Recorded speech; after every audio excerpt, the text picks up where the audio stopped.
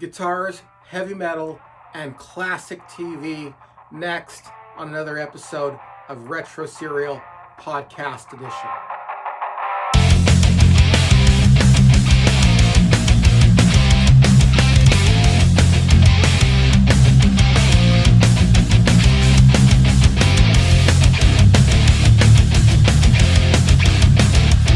Hey everyone, thanks for joining me for another episode of Retro Serial. I'm your host, Ian C. Today we have an interview with my good friend, Pat McCormack, from the YouTube channel Golden Rage of TV, but he also does a number of other things and has been involved with a number of other things, and you're going to find out all about that today on this interview. But before we get to that interview, let me ask you to subscribe to this channel if you haven't already subscribed, like this video and hit the bell notification. It would really mean a lot to me. And if you want to share this on your favorite social media, spread the word about what we're doing here on this channel, that would also mean a great deal to me as well. And if you want to go that one extra step and donate some of that hard-earned cash, I will leave a link to the Buy Me a Coffee page in the description below. And now let's go to our interview. All right. Hey everyone, this is Ian C from Retro Serial. I am, in studio. I guess we can say in studio. We're connected via the interwebs with Pat McCormack from Golden Rage Television. How are you doing, Pat? Great. It's Golden Rage of TV. Oh, it's Golden Rage of TV to be exact. Yes. Okay. Oh yeah, it's the play on the Golden Age of TV thing. So I just thought I'd put a little fire into it. So yeah, that's actually was going to be one of the first questions I ask you is why did you put rage and not age? Is it has to do something with music? Yes, it does. Exactly. It is how the whole concept of what I do began. I'd been a 40-year veteran of the music world as a professional guitarist, and I've done quite a few fun things. But this concept of the Golden Rage of TV came from a mutual friend not a mutual friend, but a friend that said, you do this instrumental guitar rock music that's highly accomplished. What if you were to do that to classic TV theme songs? And I'd had that actually recommended to me decades ago. Somebody said, you ought to do a remake of the Perry Mason theme, because that would be great in that style that you do. And it kind of registered. I already did kind of like a Harlem Nocturne thing where it was the genre of the 40s and 50s, and it transferred to rock guitar really well. So the experiment was to see if it would transfer to these classic TV themes. Mm-hmm. And so I began with the Hitchcock theme. Oh, okay. Which was actually not a theme song. It was actually a classical piece that he just took and went, this is now my theme. So whenever you would see Hitchcock, you'd get that dun-dun-dun-dun-dun-dun, which is called Funeral March of a Marionette.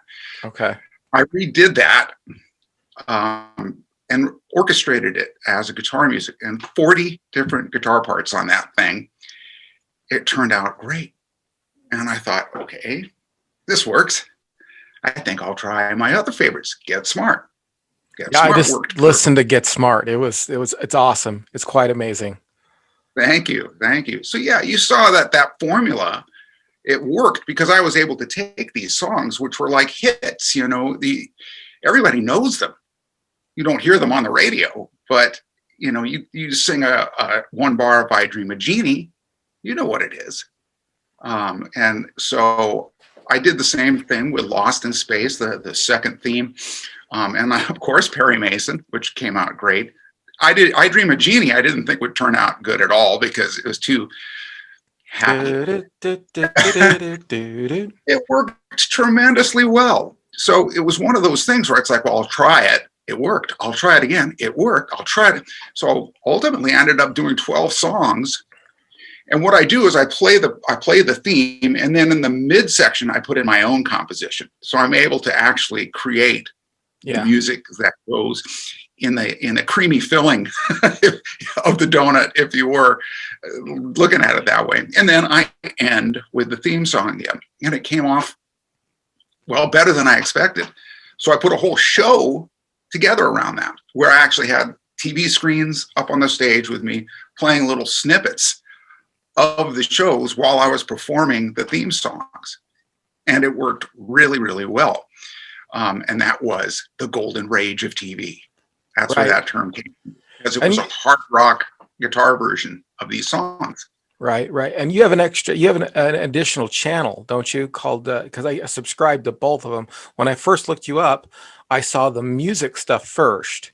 Right. And then I went back to our mutual friend Dave Sundstrom's channel, and I saw your other channel, and it said unsubscribed. And I looked at it, I thought I just subscribed to that, because I just typed in Golden Rage of TV. And then I went to that, and I'm like, oh, he's got stuff on television too. So it's subscribed to both of them. So do you have two different channels, or is it all the other stuff is on one channel as well? It's all on one channel, actually. And hey, thanks for shouting out Dave, because he got us together. Oh yeah, for sure. Hey, look, now I got a new lifelong friend. Right. So that's exactly. awesome. Yeah. We're gonna charge through this horrible time together and come out smelling like roses. But yeah, it's the actual channel is at Golden Rage of TV. That's the mother home, if you want to call it. I know I'm not a big expert when it comes to how these things are formatted, but within at Golden Rage of TV, you get different playlists of what it is that I've contributed to the channel. And it's various.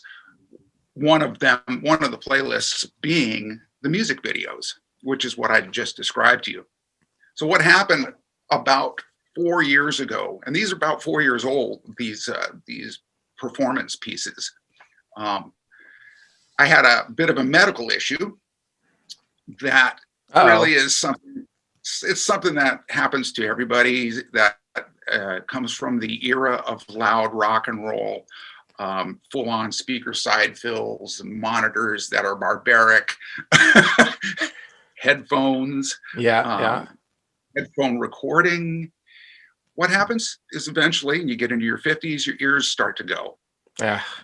And that's what happened to me. My ears almost went right off a cliff, which was really devastating. Yeah, I didn't realize just how much hearing loss I was experiencing. I just know that I was driving my wife crazy. She was like, "What? Maybe you ought to have it. You ought to have it checked." So, the ringing, the tinnitus that a lot of us professionals of what I do was prevalent too, and it got louder. It didn't get quieter. And I went, okay, well, it'll go away. Just like, you go to a loud concert, your ears ring. It goes right there too, right? 2 months in, it's not going away. So off to the audiologist, who said, man, you got perfect hearing, messed up, perfect hearing. And that messed up was right in the ear, right in the frequency of guitar. Oh no. Rock guitar. Yeah. And unfortunately, what also falls into that frequency, the 4K area, is speech. So guess what? I got hearing aids, and I cannot live without them. I can't. Okay. They're the first thing I grab, last thing I put down. And I think I got it just in time, because when I heard it gets worse. If you don't attenuate the problem, it can get worse. I'm like, worse is not an option. Yeah, you can go deaf. What that meant is it knocked me off of live performance. And even though I'd built this whole thing specifically for live performance of my talent as a rock guitarist, I thought that's got to go away now, because it physically hurt me to hear, what was normal volume rock guitar frequencies. I'm not getting up here to hurt myself, you know. Right. So there's a couple ways I want to take this conversation, because you're part of two worlds that I love very much, and that is television and music. I have my feet planted in both worlds. I have big, strong opinions on both things. So I see a guitar behind you there. Is that an Ibanez? Yes, it is. I could recognize it from here. Yeah. Is that your favorite kind of guitar to play? No, it isn't actually. It's just being displayed. Ah, I actually used that guitar in the video of Funeral March of a Marionette, and that actually, the video itself, and I'd like to say the music helped, won a Telly Award, which is a national recognition for video work. awesome. And so I wanted a beautiful guitar for that. And those things, the finishes are I'm unreal and Yeah. best in my opinion. As far as the finishes go, the action on them is like butter. You know, you may as well just have it play itself, because it could. It's that kind of a guitar, but it isn't my go-to. My go-to is my Charvels. Okay. I have San Dimas alder body Stratocaster hot rod, and because it's of the heavy wood, its resonance is like a Les Paul in a sense, but it's actually a Strat. Mm. So you kind of get the best of both worlds with, you know, the full Floyd Rose system, and that's the one I'll pick up if I'm playing electric, when I can handle playing electric because of these things. So Right. So tell me a little bit about your music career. Well, you know, just to finish that last thought. Okay. You said you saw multiple things on my channel. It was music. Then it switched to being an on-camera personality, a personality like what you do, and getting up in front of a camera and saying, you know what, I love classic television. It wasn't just the songs. I love the genre of classic TV or retro TV or whatever you want to call it. We picked a name. Yeah. Retro TV trivia. Here it is. Here's the logo. There it is. Dave was wearing it the other night. Yes, I remember that. Yes, I remember that. So it's retro TV trivia from the golden age of TV, and I have over 300 episodes on my channel of just 1 to 2 minute snippets talking about classic TV and the nostalgic things that maybe you didn't know about. That's that. When it comes to my music thing, which is getting to the current question, 40 years of playing professionally. I was actually playing nightclubs at 17 in California. Wow.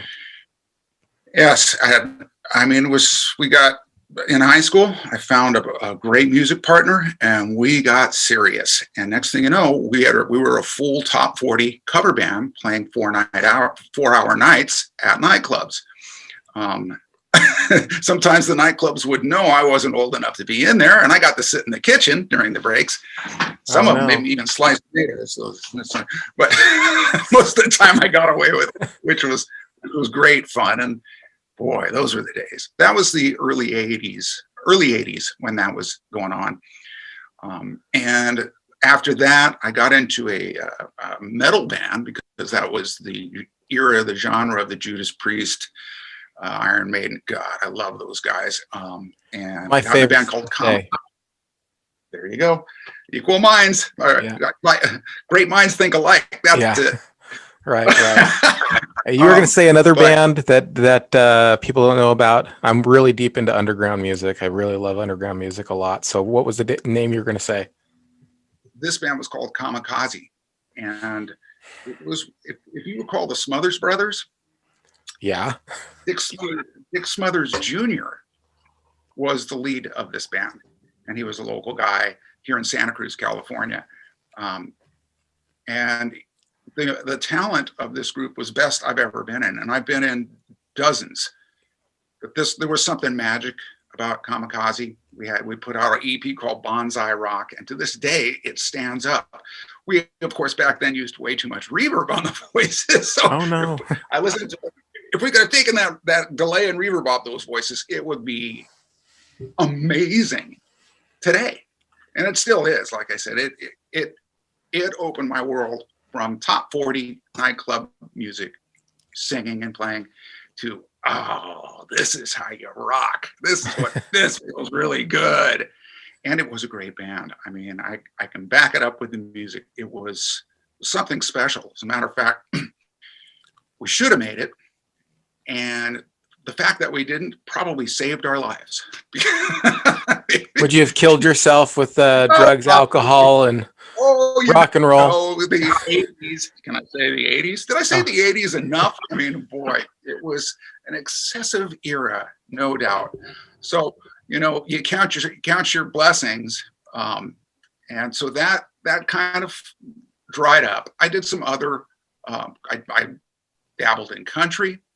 I went in and did some rockabilly, because that was big at the time. The Stray Cats were killing it. And so that was always fun and very guitar oriented. So I was like, yeah, I'm going to pick up on some of that. At that point, did you ever get into the alternative rock, or were you a hater of alternative rock? I love it. Okay. That's probably what I tuned my Sirius to at this point, the Lithium channel and all those. I love new rock. As a matter of fact, I am not a big fan of classic rock, or what we called relic rock, because it's just been, to me, so much has been overplayed that it's, I just, God, if I hear another Pink Floyd song, we called it Jurassic rock. Jurassic, Relic Rock, that's perfect. We've got the names. There's our new YouTube channel. There it is, the Relic Rock Critic. Well, I'll tell you, it's been one of those where I am really stoked with where new music went. I was the era of Guns N' Roses, you know. Just couldn't be anything but Guns N' Roses. But even they were very, very off the track. I mean, that's what was so inspiring and so great about that album, is that they weren't classic rock. They were just in the street, gutter, full-on attitude, and boy, did that ever work. Yeah, it did. They came in with we were calling it, and I knew it as sleaze metal, as opposed to glam metal, which was super popular at the time. They came along and kind of introduced a more edgy, sleazier kind of metal that was kind of drifting away from what was really popular in your Poisons and in your Warrants and stuff like that was going on at the time. Right. And I was right there in Hollywood during that whole era that you just described. Yeah. And it was the Poodle Head Kingdom is what we call it.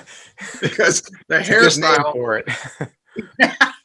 Oh man. And yet, wow, what a funny era. I mean, I just dropped just before I came on we came on the show here. I just dropped my top 5 favorite Motley Crue albums, and I was a big, huge Motley Crue fan in the 80s, and I kind of turned when a little bit about the backstory everybody can go listen to my backstory, my time in hair metal, and then my time in, grunge music and stuff. But I turned right around that time. I really got into alternative rock, all the rock that was coming out that didn't really have a place to, it wasn't classic, it wasn't heavy metal, it wasn't punk, it wasn't anything except for alternative. That's why they gave it that name. And I was right there, kind of coming to age when Nirvana came out, and when Jane's Addiction was getting popular, and the Cult and things like that, and I was just right on that wave from that glam heavy metal stuff to the alternative rock. And I literally have my foot in both worlds. As a 15-year-old, 16-year-old, 17-year-old, I was into heavy metal, loved it, loved Judas Priest, loved Motley Crue, loved Heavy Metal Magazine. I actually have the very first biography that's now a collector's edition of the Motley Crue biography. It's the old one. It's not the one that's out now. Right. You had to send away in Metal Magazine to go get it. I had that. I still have it somewhere. And so but as I got older, 18, 19, I started drifting over to more what they called right of the dial music, college music, stuff like that eventually turned into that whole blowing up underground scene with the Pixies and all that stuff. So yeah, REM and Nirvana, just, I was like, okay, this is where it's going to go. yeah. And I really, really like this. I became an instant fan of Nirvana, that first album, instant.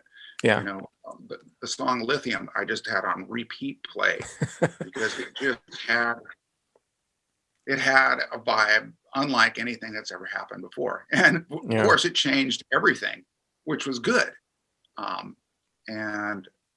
You know, so again, the Stone Temple Pilots, all those cats, I just absolutely love their stuff.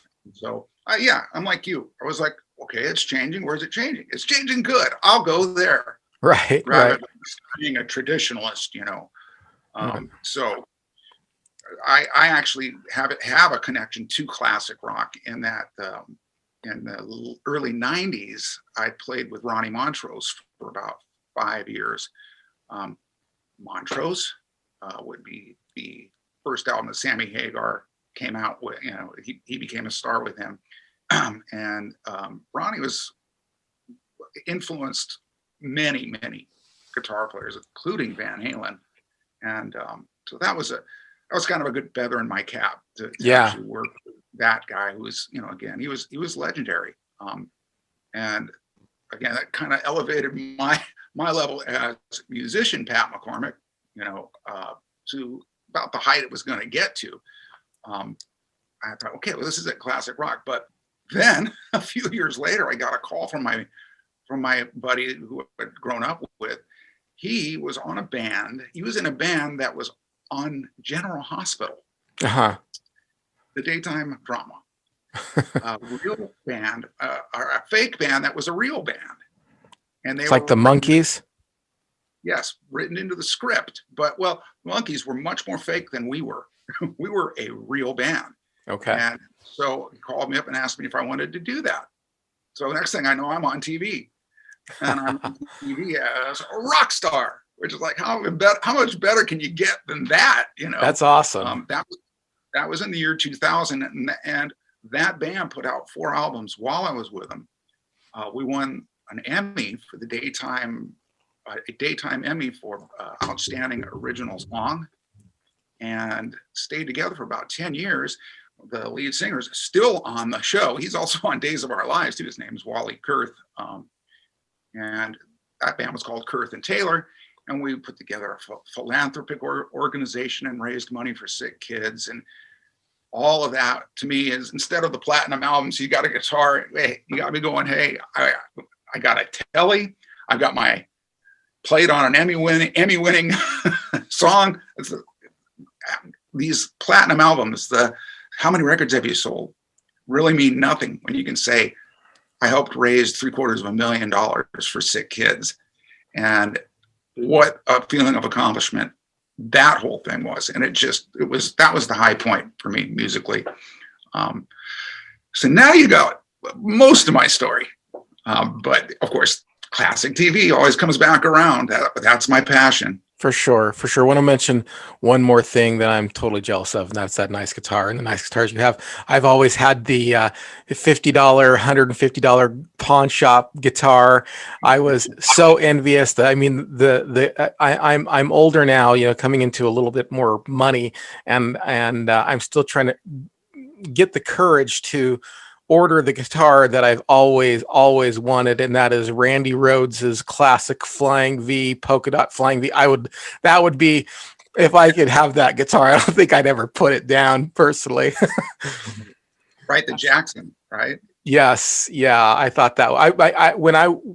You know, one of my favorite bands was Motley Crue, as I said, but as a guitarist, as somebody who was aspiring to be a guitarist, never made it. I mean, we're talking, I was miles away. I just didn't have the discipline, and not to mention not the talent, but Randy Rhodes. I really thought Randy Rhodes was super innovative in bringing classic music to hard rock. I know that he wasn't the only one who did it, but it was a new thing, and he was right on the cusps of you know, switching over from that hard blues genre and psychedelic stuff to a classic, playing classic scales and stuff in his heavy metal. So what's ironic about that is I think of him, and right now I understand him much more than I ever did, and I don't think it's for the same reason that he picked up the classical guitar, because my ears, as we had mentioned earlier, are so blown out that electric guitar physically hurts me. I have to have it at a level so low that, okay, that doesn't hurt me. But you know what doesn't hurt me? Nylon strings. Yes. I picked up a classical guitar about a year ago, and I love it. And I'm learning standards, and now it's Christmas carols, and just in that classical mode, I could see why he gravitated so much towards that. And I think part of the reason is because it challenges the hell out of you. I mean, you want to talk about difficult stuff to play. Right. He played some pretty difficult stuff with Ozzy for sure. But, if only he'd have had another 10 years with that classical guitar in his hand, I tend to think that his solo material would have been that, rather than, I don't know how he felt about the bonehead metal stuff. Ozzy's material certainly was not that. I mean, that was what was so great about it. You were like, what is this? I mean, this isn't Sabbath. Right. I don't gravitate towards Sabbath. But Ozzy, of course, the greatest rock singer ever, next to Rob Halford. To Rob Halford. I have to get that in there. Bruce Dickinson. Yeah. All those guys. They're incomparable. They had amazing voices. That was one of the biggest things, was to have that amazing voice. I think it also kind of, in my opinion, killed the genre. At least one of the things that led to killing the genre. I think it got so pieced out. Really, it started to be less about the songs and how much you could shred and how much your singer could sing. And this is like, okay, he can do all these runs, but is the song good? that's what we need to get back to. It needs to be about the music. And I think that part, if you look at especially some of the later hair bands, like like Tough, and it was so pieced out. It was so. The singer was great, but the song was horrible. I mean, I'm sorry, I don't want to be negative. I don't want to be negative, but the guitarist was great, but the song wasn't that good. Right. Could you write some songs? And who stood out in that aspect was Warrant. Yeah. Because again, you're right. Like all the Faster Pussycat, I couldn't listen to a single song. Enough's enough. That's enough. Enough's enough. I'm not. This is so, and then Cherry Pie, and I'm like, what is this? Right. Exactly. Uncle Tom's Cabin. I mean, those guys were a different breed. You look at Skid Row, and they didn't have that. They still had Sebastian could sing, outsing anybody basically at that point. Yeah. But Sebastian was one of my favorites. I can actually imitate him. I'm not kidding. People would. I could sing exactly like him. I'm not going to at this point. It's been so long. Outside my window, there's a whole lot of trouble, and I forgot the name of the song. Down covered bones. Anyway, you gotta go. I promise you I can do it. I promise you I can do it. I'd sing it in the back of the car. They'd turn it up and my voice would match the volume. I was a singer for a band. I could play, but they didn't have me play. I played to one of the bands that was my most successful band at the time. We just did some college stuff. It wasn't, anything major. We didn't even have an album or anything like that.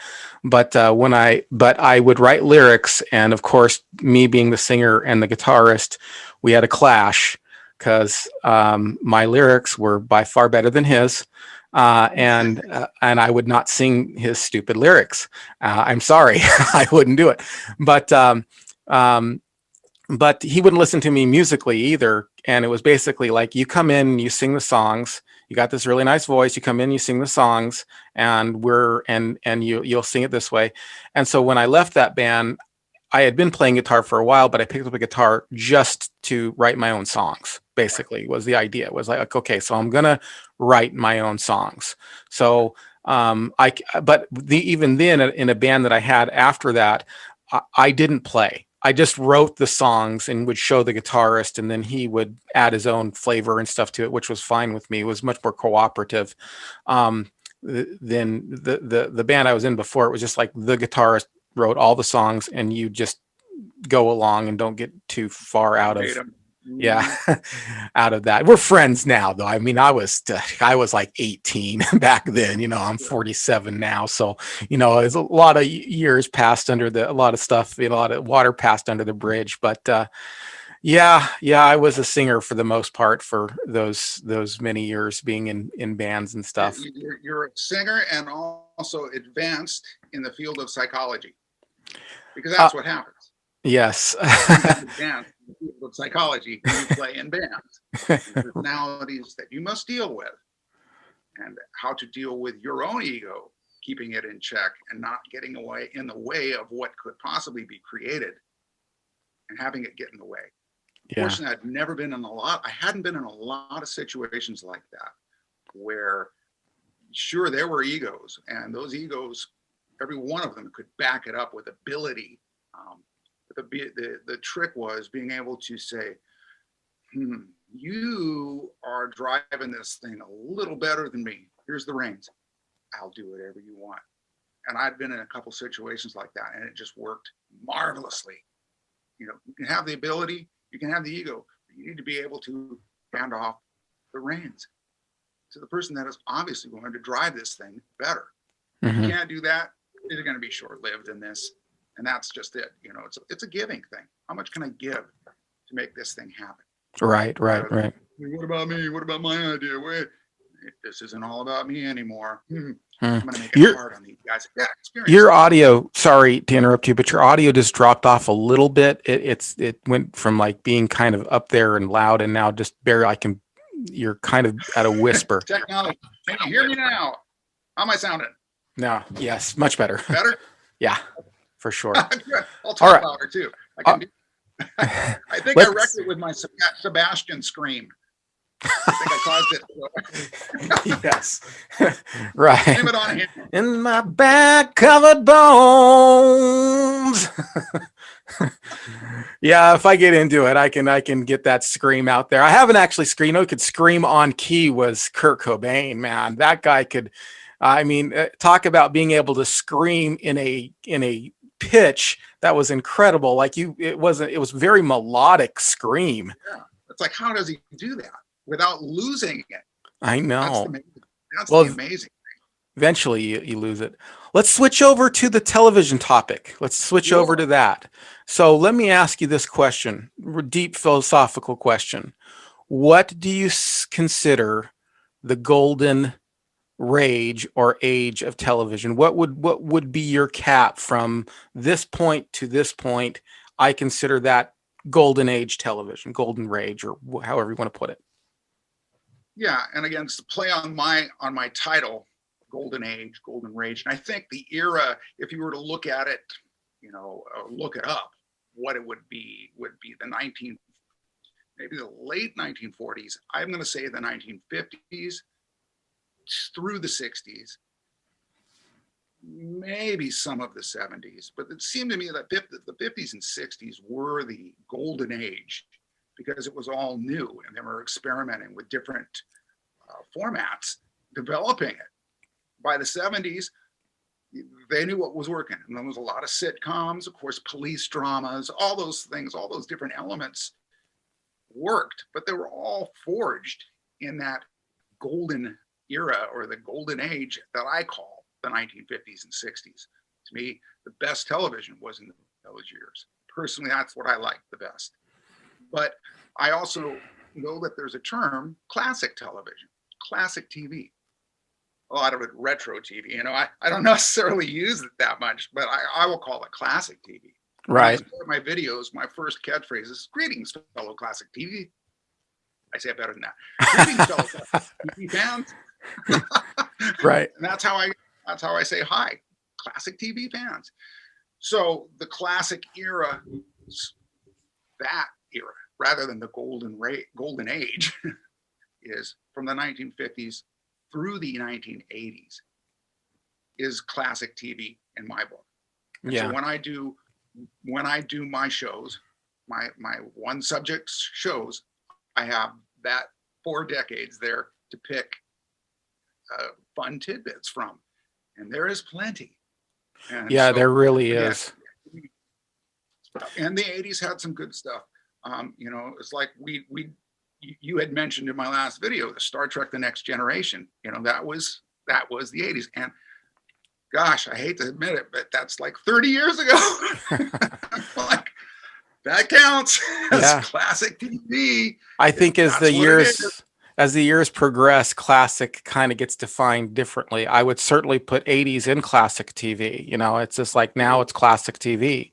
And maybe and it's kind of weird to think that even 90s is starting to be considered classic by the newer generation. Kids who are 18 now are looking at 90s shows as being classic shows.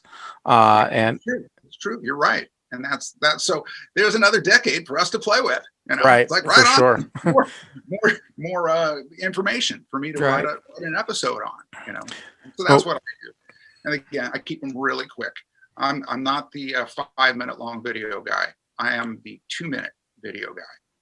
That's cool. That's a good niche to define yourself down into. That niche, I guess. You got the corner of the market on that. I'd like to think so. There's always room for growth, and I've just finished. As a matter of fact, I've got 2 more episodes to shoot of a 60-episode season. This is season 2 for me, and what I'm going to do then is I'm going to step back and go into my reruns, because new people come in, and that's what classic TV did, which is convenient. Now I can play it as reruns and write a whole nother new season, because really the most challenging thing about this for me is the writing. I'd never done anything like that. Never actually put together scripts. Mm-hmm. Being in front of a camera, sure, I'm a ham. I can do it. Remember to keep smiling, keep your eyes open, all of that stuff.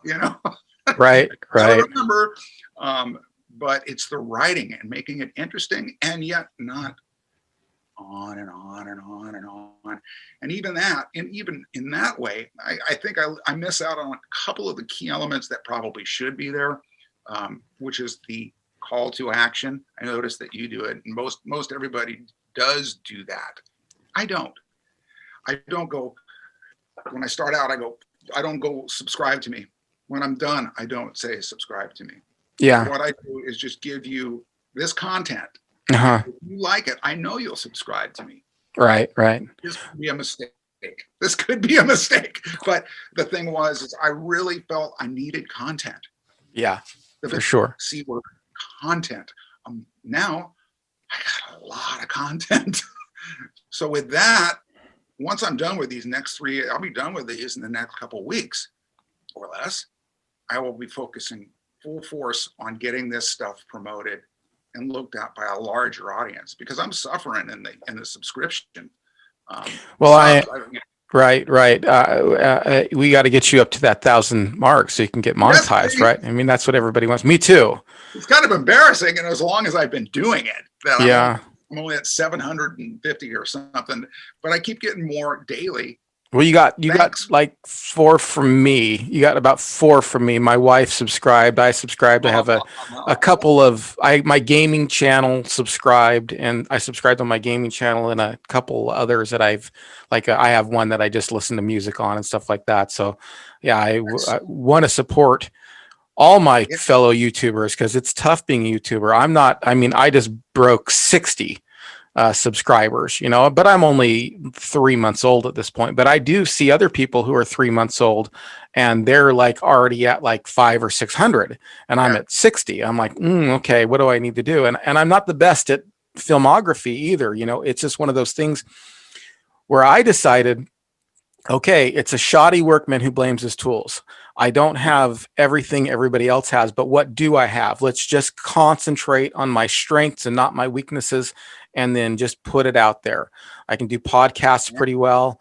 I can shoot and Yeah. edit on iMovie. Okay, it's not the best, but I do have the ability to speak. I've been doing public speaking ever since I was 12 years old. So I mean, I have the ability to carry on, my ideas and put them across in a at least a cogent way, as far as I can tell. But you gotta do it. You just gotta just push record and do it, and then the chips will fall where they may, and then just trust the process. Some people get there slower, some people faster, but we are where we are. Yeah. Oh, and you're doing great, by the way. There would be no reason for Dave to have you included if he didn't feel that way about you too. And it was like, man, I like this guy. I don't know about these other guys, but I like this guy. Thanks. Thank you. I'm kidding. I'm kidding. It was a great panel the other night. But yeah, it was, again, one of those where it's like, I can relate to this person. And you know what? Here we are. We're going to forge ahead together. Right, right. You're doing great too. I love your channel, by the way. I love the 2 minute, minute and a half format. You get a lot of information out there in those 2.5 or 2 minute videos, 1.5 minute videos. And I did like the 5 spinoffs. I was thinking about that as I was, as you were going along and you were saying, I was thinking some of the exact same ones. And yes, of course, Star Trek: The Next Generation. Amazing. I was more into that than I was into the original, which is a blasphemy. In my house, my wife was way more into the original than the Next Generation. But when I grew up and Fox came out, it was like this new thing. They had this batch of new shows that were unlike the other shows that were going on television at the time. And Star Trek: The Next Generation was like foundational to their format. Oh yeah, they had a cast. The casting made it. And to look at those two programs, so did the original. The original had the casting too. Right. If I B those two things, which I really don't do, I'll just happen upon a classic Star Trek and look at it and realize that is a work of art. That isn't just a great cast. This is an ensemble of the crew and the set designers and the people that film this thing. And you watch Star Trek again and look at it as an piece of art, you'll see it. You'll see it around every corner. You'll see it with every light angle. You'll see it with the different colors, the manipulations of shadows. I'm getting goosebumps talking about the original Star Trek. That's what got me all into it. Yeah. But that's why going to The Next Generation was an easy transition, simply because I gravitated to the actors immediately. Uh-huh. These guys have got it going on. And I mean, Patrick Stewart, perfect. Oh yeah. Jonathan Frakes, who I've had the honor of meeting a few times, perfect. And who doesn't like Will Wheaton? And who doesn't like Will Wheaton, right? As Stewie says, Will Wheaton.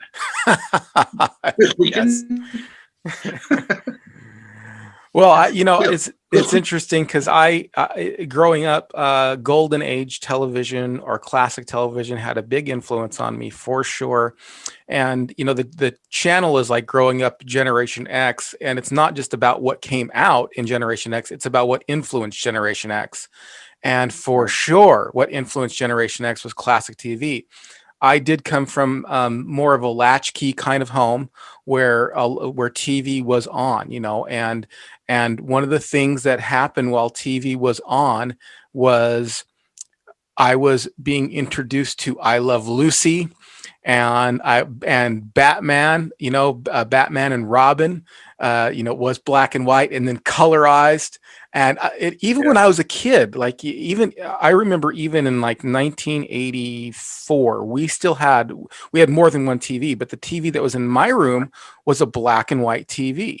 And I'd watch Beverly Hillbillies, and I'd watch I Love Lucy, and I'd watch, there were, Nickelodeon was just coming on, and then they had their nighttime program, because Nickelodeon came on during the day, and you can't do that on television, and Kid Rights and all those kind of shows. But at night, they didn't know what to play, and so they started playing things like Hazel and My Right. Three Sons, and stuff like that, and that became its own thing. That became Nick at Night. So I love classic television. Yeah, yeah, and that's great.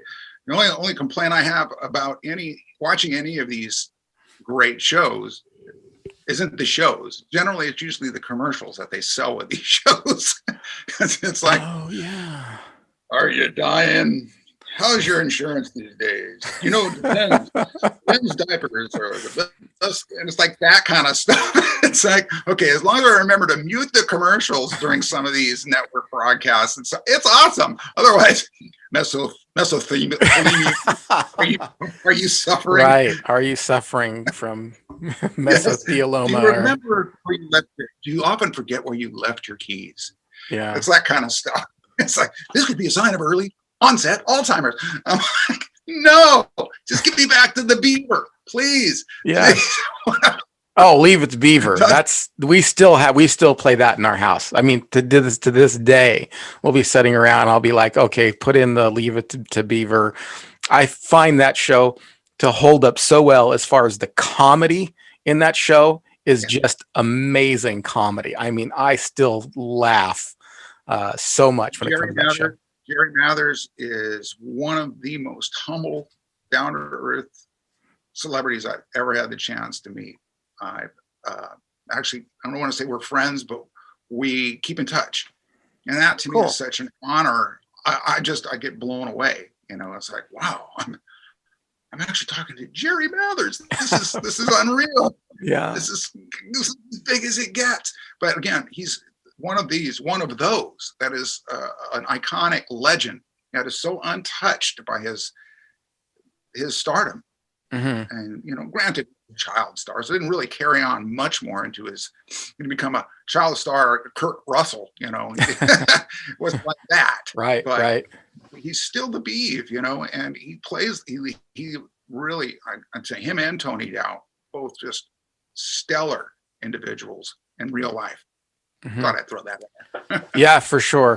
That's very awesome that you get to meet some of these people, especially living down in the area that you do. I'm sure it happens a little bit more, and being in the industry that you're in as well. Yeah, I'm jealous. I also wanted to mention Kathy Garver, and you would know her as Sissy from Family Affair. Okay. All right. Yes. Okay. And she's been hugely supportive of me. I met her at a Comic-Con up here in Silicon Valley about four years ago. And we've just been friends, stayed in touch ever since. I do shout out videos for her personal appearances. And man, before this COVID thing, she was working like I'd never seen anybody. She never stopped. If it wasn't pushing one of her books, if it wasn't a signing here, travel to this, there. I mean, she is amazing. And again, one of those who sees what I'm doing and going, I like what you're doing, because it's reminding people of what I used to do. Yeah. And so I'm going to be in your corner. And I got that same vibe from Jerry Mathers, and he's done some things for me in that sense. But Kathy, I just had to put her out there because she's so wonderful. Yeah. Well, one of the shows that I think holds up as far as comedy is concerned, of course, all these things are dated in some way because, they are relating to things that were happening in their era.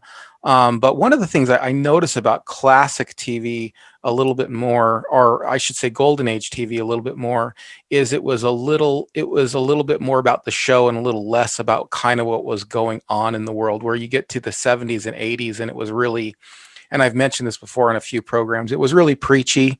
It was really like, Tootie's boyfriend has to learn to read, and, one of the kids, somebody there is struggling with AIDS. And, it's one of those things where it's just like, okay, these are, we know all you latchkey kids don't have parents that are going to tell you this stuff. So we're going to tell you this stuff over the television, where when it comes to golden age television, it was more just about the comedy, it was more about the comedy. And one of the comedies that I think actually to this day holds up is I know what you're going to say. What?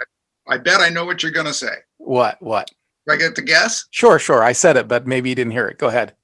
No, I didn't. Well, I was going to say that vibe gives it that. What you're describing perfectly is the Andy Griffith Show to me. Oh yeah, for sure. Yes, yeah. That as well, for sure. Yeah. I was You're gonna going to. I was gonna say, but no, I love Andy Griffith. I mean, that was in heavy rotation as I was, well, it would come on, and every time it's TV was so different. It's so different that it's changed so much. And I mean, you had to be there when it was on, and today you don't. You just have to download it, or stream it or whatever. It's I know it's not crazy. the same. It's not the same. But I love the Andy Griffith Show. I mean, it was one of my all-time favorites as far as classic TV. But the one I really liked a lot was I Love Lucy, because I just love, and I think a lot of what happened in I Love Lucy, that mix up, the mix up where somebody thinks something's going on and it's not what they think's going on. That appeared in Friends. That appeared, that idea, came across in a lot of television shows. What's the show? Three's Company. That, and a lot of that, in my opinion, at least, as far as I know, goes back to I Love Lucy, where they would try to, pretend they're on the television show or whatever. That was great show. Yeah. They knew how to hire. They knew how to hire Desi Lou. To bring in, and it was Oppenheimer. Yes, I got it. Jesse Oppenheimer, who was responsible for the vibe of I Love Lucy. It wasn't created by Desi and Lucy. It was Jesse Oppenheimer. They, just like any great artist, saw somebody that had this vision and went, "Oh, this is it. This is it. We can do this. Let's do Oppenheimer." Mm-hmm. And that's really the name. I was like, "Oh, I'm not gonna come off like the expert that I should be." But it was like, there it is. That's okay. So, anybody that wants to read up on Jesse Oppenheimer, I highly recommend it, because if you want to find out really where that magic for I Love Lucy came from, it's there. Of course, Desi and Lucy also contributed in so many ways. Desi was a technical savant. He was like, yeah, you know what, maybe more than one camera, maybe a live audience. Yeah, you know what? Hey, let's keep these films. They might be valuable someday. Right. And wasn't he on the bringing it back to music? Wasn't he on the wave of bossa nova or something like that? Wasn't that the style of music that he was kind of playing, that Latin classic, and they called it new bossa nova later, but it was bossa nova originally or something like that? I can't remember. I could be totally wrong. I think of bossa nova as a Brazilian thing. The Jobim, Girl from Ipanema. Mm-hmm. That to me was true bossa nova. Where Cuba, they were different. Okay. They were an island. They were an island, and they were right on the verge of just completely falling apart. And again, I think a good portion of that style that he was, I don't know if it was bossa nova as a, but I mean, I would probably describe it best because I don't know. I mean, the word rumba comes to my head, and I don't know why. I think that's just a dance. But again, it was that Latin feel. Right. Great music. I loved it. I love anything south of the border when it comes to music. It's some of the best. I can listen to a flamenco band for days. Right. So I'm going to put you. I'm going to put you on the spot here. Okay. I'm going to put you on the spot.